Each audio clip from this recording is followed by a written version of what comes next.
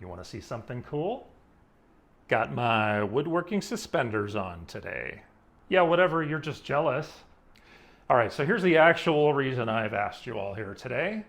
I made a boo-boo when I was gluing up some legs for my workbench. Let me show you. Welp, one of these things is not like the other. This one looks great. This was 2 pieces of 8/4 that I glued together. That one looks fine. This one looks like ass. Can you see this gap right here?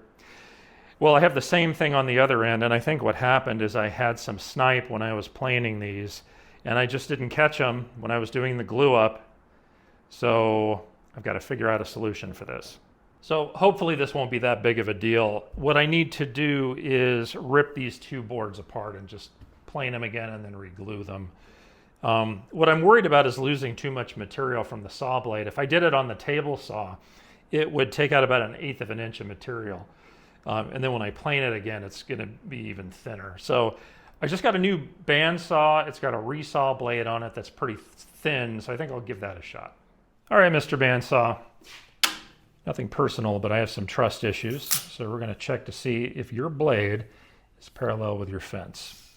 Now the manual said to take a thin ruler, like this one, and push it tight to the blade, making sure it's touching at the back and the front, but not touching one of the teeth. So then I need to measure from each end of the ruler to the fence. So I'll take my tape measure. And on this end, it says you're a hair under 5 3/8. And on this end, you're a hair under 5 3/8. I think this could be the beginning of a beautiful friendship.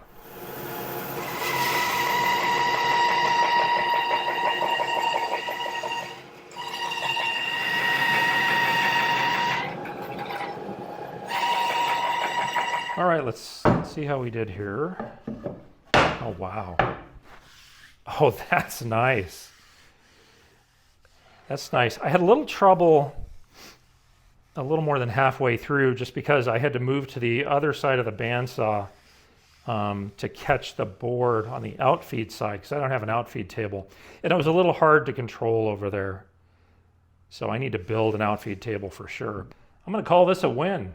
Hey, so what'd you think of this video? Do you like the shorter format where I'm only tackling one part of a project instead of a really long video where I'm showing step by step how to build something?